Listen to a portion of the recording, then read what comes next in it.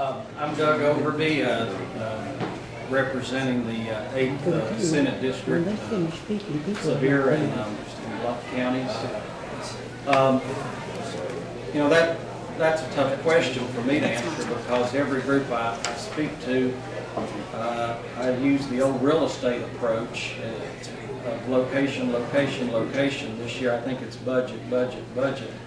And I really hate to see us get really deterred from that. I mean, when you're facing a 800 million to $1 billion shortfall in the current fiscal year, and then how that impacts the future fiscal year.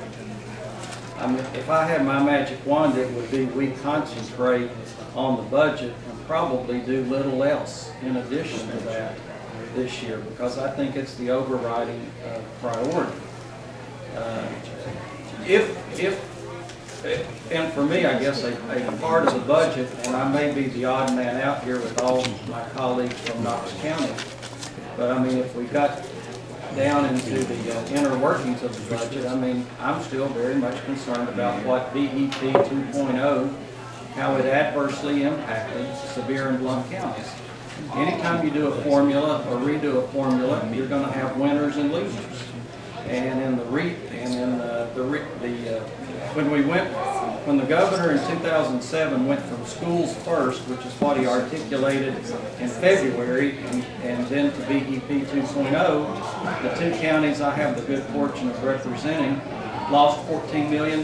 We were losers. We were adversely impacted. And Senator, just specifically, do you remember the child ratio? I know in Knox County we talk a lot about being $400, $800 per child. Was there a figure that came out of those two districts that you lost in money? Per pupil, yeah. I never got it to the per pupil level because it was the gross level of $8 million and about $8 million for Sevier County, about $5 million for the three systems in Blount County. And I think the unfortunate thing in that, and I know folks here worked hard on it, and I respect the work they did on it, that the unfortunate adverse impact is that in that new model, it took two things that those two counties do well: building up their property values and building up their sales tax base, and it worked against them.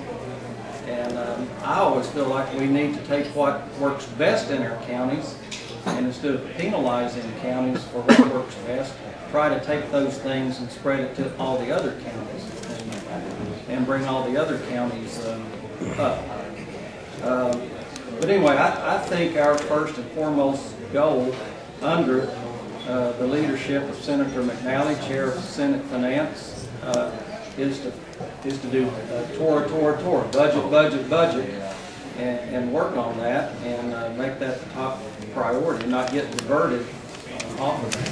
Thank you, Senator. Let's go to Senator Burchett. District 7 story, in essence, captures some of the tone moving into this session of a lack of trust and some real ill will among Democrats and Republicans. And I know that, Senator, we haven't seen it as much in the Senate as we have in the House, but let's start with you about the tone of this session.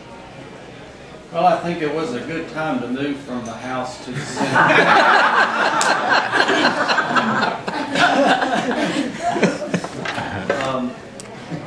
I'm not going to comment on what has been transpiring in my former chamber. I do agree with Representative Lois DeBerry that you can't make this stuff up. And I don't think anybody could have written this script in their wildest imagination. I do think over my 8 years in the House, we've seen the partisanship increase over that time. And I think that's very unfortunate. I think historically, the Tennessee General Assembly has tended to operate in a highly bipartisan manner with members on either extreme, but the bulk of the membership sort of in the middle and willing to lay partisanship aside to do what's best for the state. And I certainly think that's what we ought to do. We run on party labels. Parties are important because they reflect our overall philosophy. But I think when you take the oath of office and you get down to work, you leave that party label at the door of the chamber, because the problems we face, whether we agree on them or not, but the problems Tim mentioned on dealing with the mentally ill, or dealing with children and sexual abuse, funding our schools, I don't think of as Republican problems or Democrat problems. They are Tennessee's problems that we need to face together and work on together. And I think we need to do everything we can to have a tone of civility in our deliberations, in our committee meetings. You know, I have my own experiences. I've faced some really tough battles when you carry medical malpractice reform. You face that from your own members of your own profession. But I think the more we can deal with issues in a civil manner and respect each other and not engage in games, that's when the public wins. And I think we can spend too much time and energy on partisanship, and that's when the public loses.